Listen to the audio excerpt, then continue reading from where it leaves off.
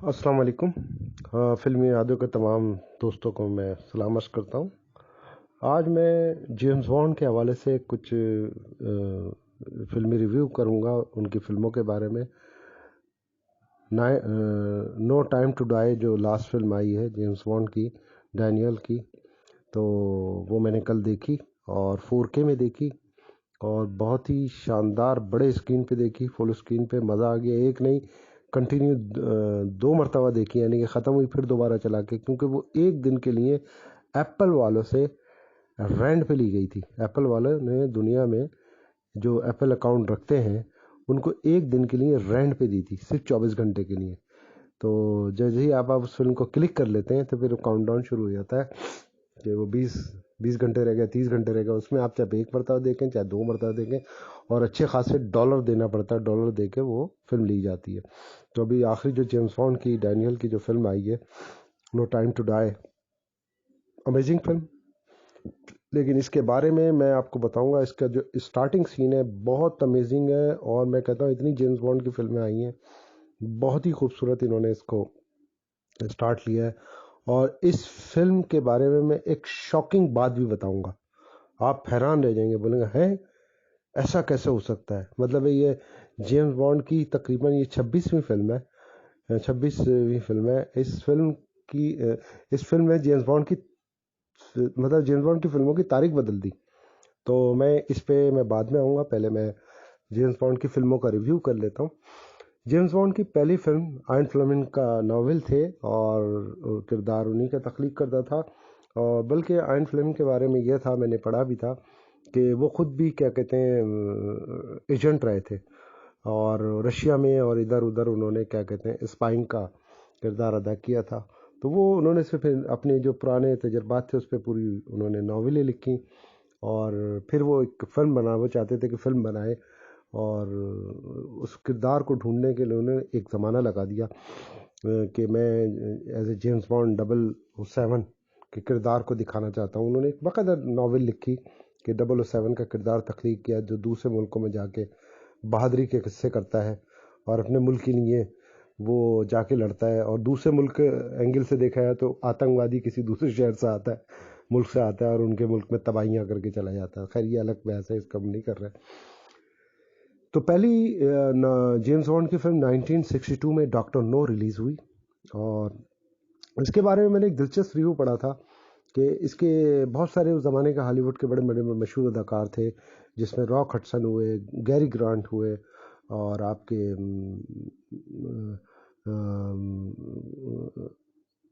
Gregory pack हुए। मतलब इन सब के किरदारों को देखा गया।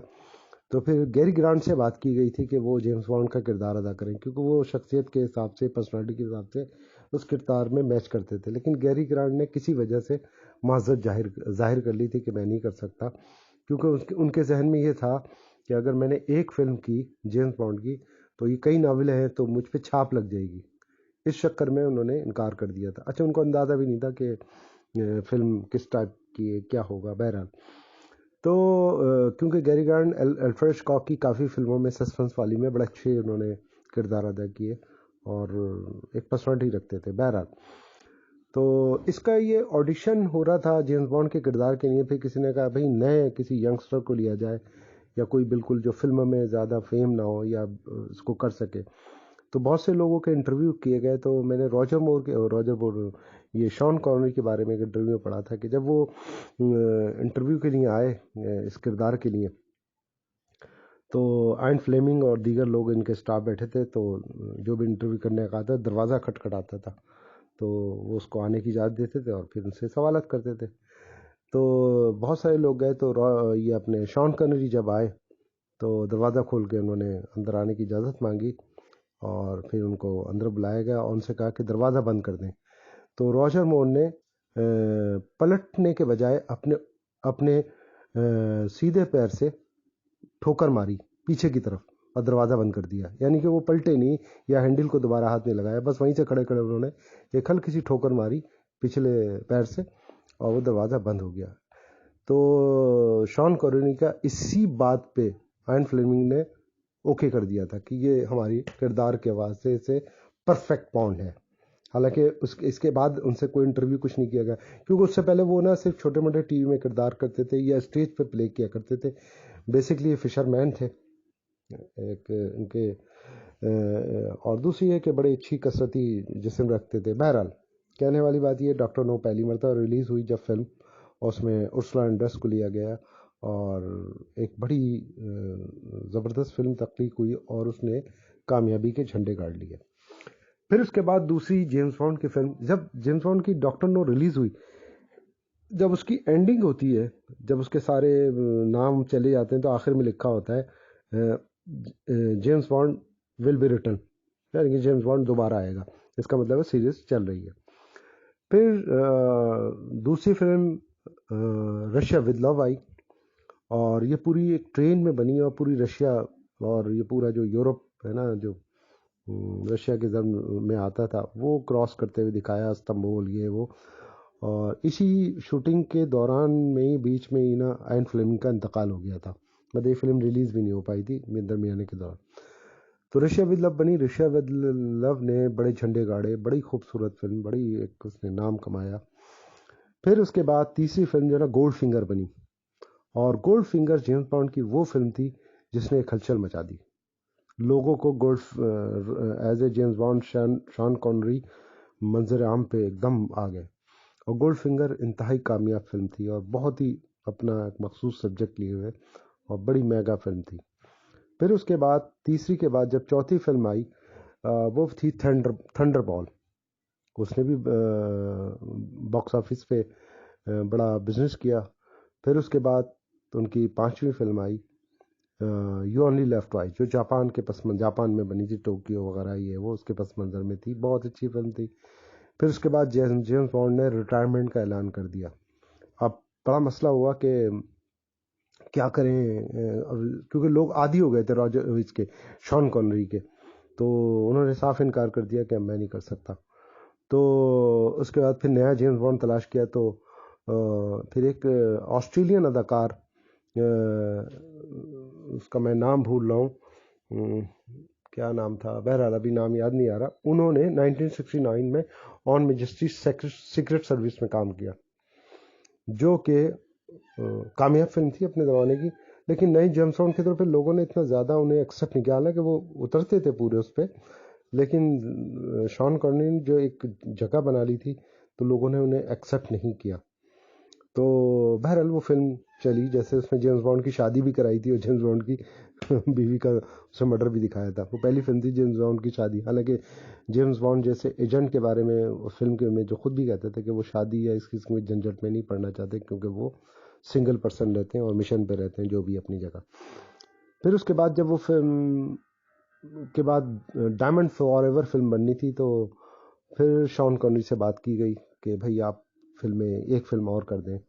तो बड़ी मुश्किल से शॉन कॉनरी ने मतलब है उस पर इजाज़त, क्योंकि उम्र चेंज हो गई थी शॉन कॉनरी का, जिस चेहरे पे बड़ी पुख्ता हो गया था, वरना पहले तो बहुत वो जवान थे, फिर नौजवान थे, फिर जवान, फिर उसमें अधेड़ उम्र उनकी पर्सनालिटी आ गई थी। तो डायमंड फॉर एवर भी कामयाब फिल्म गई। तो ये 71 में रिलीज़ हुई थी। उसके बाद एक खला आ गया, अब क्या किसको लें जेम्स बॉन्ड। तो उसके जो प्रोड्यूसर हैं उन्होंने बड़े तगो दौ करके फिर रॉजर मोर साहब से बात की, जो कि दी सैंड और द परसुएटर किया करते थे। उस जमाने में परसुएटर आ रहा था, दी सैंड ख़त्म हो चुका था, क्योंकि दी सैंड 1962 से लेके 69 70 तक आता रहा, या 68 तक। फिर उसके बाद 2 साल द परसुएटर आया, उसमें टोनी कर्टज़र के साथ रॉजर मोर आया। फिर इनसे बात की गई रॉजर मोर से, तो फिर रॉजर मोर ने मतलब है अपनी हामीकारी जाहिर की। तो लिव एंड लेट डाई बनी। लिव एंड लेट डाई ने बेइंतहा क्या कहते हैं उसकी कमाई की और झंडे गाड़ दी, क्योंकि रॉजर मोर पहले से ही चॉकलेटी हीरो की तरह, चॉकलेटी हीरो तो नहीं, एक खूबसूरत हीरो की तरह मशहूर थे डिसेंट के हवाले से, और उनका किरदार भी एक जासूस का ही था उसमें। तो इस वजह से उन लोगों ने बहुत जल्दी उन्हें एक्सेप्ट कर लिया रॉजर मोर शॉन कॉनरी की जगह। अब शॉन कॉनरी के बाद जब रॉजर मोर आए, तो रॉजर मोर की बैक टू बैक कई फिल्में आई, तकरीबन 7 फिल्में आई, और शॉन कॉनरी की भी 7 फिल्में आई। उन्होंने एक नेवर से नेवर अगेन, जो कि जेम्स बॉन्ड के बैनर तले नहीं बनी थी, लेकिन किरदार जेम्स बॉन्ड का था, जो 1983 में रिलीज़ हुई थी, वो भी अच्छी कामयाब रही थी। फिर ये लिव एंड लेट डाई के बाद man with the golden gun Roger Moore की बनी, वो कंटिन्यू थी उस फिल्म का, बहुत ज़बरदस्त चली। फिर उसके बाद तीसरी फिल्म जो बनी वो बनी, क्या नाम है आपके, मून रैकर, जो कि बड़ी कामयाब रही, बहुत लोगों ने पसंद की, स्पेस के हवाले से थी। फिर उसके बाद स्पाई हुलट भी बनी, जो मिस्र में बनी थी, बहुत शानदार फिल्म। फिर उसके बाद इनकी एक फिल्म आई थी eyes your for your only, ऐसी कोई फिल्म थी। फिर उसके बाद इनकी फिल्म एक और आई ऑक्टोपसी, जो कि इंडिया के पास मंजर में थी, कबीर बेदी उसमें थे। फिर उसके बाद एक फिल्म और रिलीज़ हुई, उसका नाम था a view to the kill, जो कि पेरिस के पस मंज़र में बनी थी। और ये रॉजर मोर की आखिरी फिल्म थी, क्योंकि इस वक्त रॉजर मोर की एज 58 ईयर्स ओल्ड हो गए थे। फिर उन्होंने रिटायरमेंट ले ली। फिर वो फिल्म 2 साल तक, क्या कहते हैं, बड़ा गैप रहा, क्योंकि वो 1985 में आई थी। फिर टिमोथी डाल्टन एक बहुत अच्छे स्टेज प्लेयर थे, फिल्मों में भी काम करते थे, उनको लिया गया एज ए जेम्स बॉन्ड। तो उनकी फिल्म लेके लाइसेंस टू किल बनी, जो कि फिल्म बज़ाहिर तो कामयाब रही, लेकिन जेम्स बॉन्ड के तौर पे उन्होंने सिर्फ 2 फिल्मों में काम किया, लाइसेंस टू किल और थी लिविंग डे लाइट। तो 2 फिल्मों में उन्होंने काम किया, लेकिन हुआ ये कि 2 फिल्मों में काम करने के बाद उन्होंने किसी इंटरव्यू में ये बात कह दी कि मुझे जेम्स बॉन्ड की फिल्म में किरदार तो मुझे बहुत पसंद है, लेकिन उसमें जो सेक्स के मनाजिर या किस के मनाजिर होते हैं वो मुझे बहुत मायूब लगते हैं, और वो मैं नहीं करना चाहता। उनके इस स्टेटमेंट की वजह से उनको अगली फिल्म साइन नहीं की गई, और एक बहुत बड़ा गैप आ गया, क्योंकि वो फिल्म लिविंग डे लाइट, जो आखिरी इनकी फिल्म थी, 88 में रिलीज़ हुई थी, 1988 में। फिर तकरीबन 7 साल का गैप आया, उसमें किरदार के किसको लिया जाए, क्या करा जाए, आगे फिल्म बढ़ाई जाए जेम्स बॉन्ड के किरदार, क्योंकि नॉवल तो इनके ख़त्म हो चुके थे, वो आखिरी नॉवल था। फिर 1995 में गोल्डन गन, सॉरी गोल्डन आई, पायरस ब्रॉनसन को लिया गया, जो कि डिसेंट की तरह एक टीवी सीरीज में काम करते थे, रिमेंगटन स्टील के नाम से आती थी, उसमें आते थे, बहुत अच्छे एक्शन हीरो, खूबसूरत थे, रॉजर मोर का नेमो बदल थे, उनको लिया गया गोल्डन आई में। वो फिल्म ने बॉक्स ऑफिस में झंडे गाड़ दिए, बहुत शानदार अदाकारी की, जम के की। फिर उनके उसके बाद उनकी तकरीबन 4 फिल्में रिलीज़ हुई, और आखिरी फिल्म नेवर डाई टुमारो ऐसी थी, हाँ ऐसी कुछ फिल्म थी वो जो उन्होंने की थी, बहुत शानदार फिल्म थी, 4 फिल्में की। फिर 2003 में इन्होंने रिटायरमेंट ले ली। फिर 2003 से लेकर 2006 तक एक गैप रहा, फिर प्रोड्यूसर डायरेक्टर सर जोड़ के बैठे कि अब किसको लें। तो डायरेक्टर ने जो फिल्म बनाई है उसमें डैनियल को उन्होंने हीरो लिया। अच्छा, डैनियल जो ना गोल्डन बाल और ब्लू आइस, जेम्स बॉन्ड के जितने भी किरदार किए लोगों ने, वो ब्लैक हेयर्स और आइस पे तो चलता था, लेकिन ब्लैक हेयर ज़्यादा होते थे। ये बिल्कुल गोल्डन उसके बाल और ब्लू आइस। तो जब ये फिल्म बन रही थी उन्होंने शुरू की कैसीनो रॉयल, हालांकि कैसीनो रॉयल 1967 में एक कॉमेडी स्टाइल में बन चुकी थी, जिसमें पेटर सीलर्स और डेविड नाइन और उर्सुला एंडर्स थे। गो कि वो जेम्स बॉन्ड के नावल पे बनी थी, लेकिन वो फिल्म इतनी ज़्यादा मकबूल नहीं हुई, क्योंकि वो कॉमेडी उसमें ज़्यादा था, तो जेम्स बॉन्ड की उस कैटेगरी में उस फिल्म को नहीं लिया गया, और लोगों तक रसाई बहुत कम रही। फिर डैनियल को जब लेके ये फिल्म सन 2006 में रिलीज़ होने वाली थी, तो इस पर बड़ा क्रिटिसिज्म होने लगा कि ये गोल्डन बाल और ब्लू आइस का जो हीरो लिया है और जेम्स बॉन्ड लिया है, ये फिल्म ये जेम्स बॉन्ड के किरदार के लिए सूट नहीं करता, और ये फिल्म फ्लॉप हो जाएगी, और जेम्स बॉन्ड की सीरीज़ को ना तबाह बर्बाद कर दिया जाएगा, और ये वो बड़ा क्रिटिसिज्म हुआ। तो उस पर डायरेक्टर ने एक बात कही कि एक मरतबा फिल्म देखेंगे तो आप इसको एज ए जेम्स बॉन्ड सबसे ज़्यादा कबूल करेंगे। ये बड़ी मज़े की बात की डायरेक्टर ने और प्रोड्यूसर ने लोगों ने। कि हमारी सारी उम्मीदें इस पे हैं और आप देखिएगा इसमें क्या वाकई कैसीनो रॉयल जब रिलीज़ हुई, इसका पहला सीन जो इतना ज़बरदस्त एडवेंचर से भरपूर था, जो क्रेन के ऊपर फाइट की गई थी, उसमें जो स्टंट किए थे डैनियल ने खुद किए थे। तो बड़ा एथलेटिक इनकी बॉडी जिस्म, और उन्होंने फिल्म जब हम देखने गए, सब नहीं देखी, उन्होंने मान लिया कि इस जैसा जेम्स बॉन्ड वाकई बड़ा रफ टफ जेम्स बॉन्ड दिखाया, क्योंकि कैसनो रॉयल बेसिकली जेम्स बॉन्ड की पहली फिल्म थी। पहली फिल्म से मुराद नॉवल भी पहला था, और आयन फ्लेमिंग का, और उसमें जेम्स बॉन्ड बनता कैसे, यानी कि जेम्स बॉन्ड की उसमें इब्तदा दिखाई है। तो जेम्स बॉन्ड को जस्ट लाइक बड़ा रफ टफ दिखाया गया था, वो बड़ा मेच्योर नहीं दिखाया गया था। तो उसमें मेच्योर, उसने रफ टफ वाली एक्टिंग की, तो नॉवल के हिसाब से बहुत शानदार एक्टिंग की। फिर उसके बाद डैनियल की क्वांटम ऑफ सॉलेस आई, फिर उसके बाद स्काई फॉल आई, फिर इसी तरह कोई 5-6 फिल्में आई हैं। अब जो आखिरी film no time to die, ये अभी रिलीज़ हुई है अमेरिका में, यूरोप में, सब जगह। पाकिस्तान में अभी रिलीज़ नहीं हुई है। और ये फिल्म जो है ना डैनियल की आखिरी फिल्म है, क्योंकि डैनियल ने लास्ट फिल्म में रिटायरमेंट दे दी थी कि अब मैं और किरदार नहीं कर सकता। इनको बड़ी मन्नत समाजत करके इनको राज़ी किया गया कि ये आपकी आखिरी फिल्म होगी, आप इसमें ज़रूर काम कर लें। फिर आपको खैर इन्होंने काम किया। अच्छा, डैनियल को एक एजाज़ हासिल है कि मलका बरतानिया की एक तकरीब थी, उनको एज ए बॉडी गार्ड उनके महल में लाया गया, और उसको मलका बरतानिया के साथ ये साथ साथ उनके as a bodyguard helicopter तक गए। ये एक बनाया हुई था उन्होंने, बहुत शानदार इनको ये मौका मिला था, जो कि जस्ट लाइक शो पीस के तौर पे थे, लेकिन as a body guard MI6 ने उनको रिकमेंड किया था कि आप इनको लेके चलें, जो भी अपनी जगह।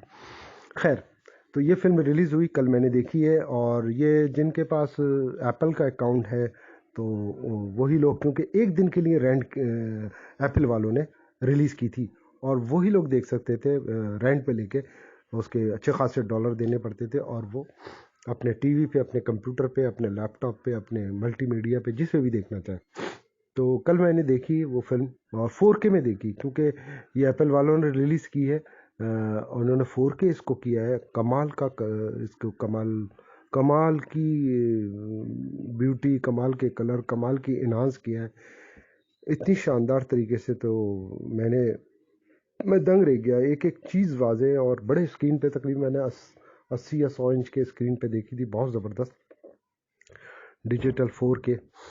तो फिल्म का जो पहला सीन है, जो एक्शन जो होता है, जेम्स बॉन्ड का 007 लिख के आता है, और फिर उसके बाद मैकमिशन, कमाल की ये डैनियल ने बहुत ही कमाल की एक्टिंग की है। एक्शन लाजवाब, एक्शन लाजवाब।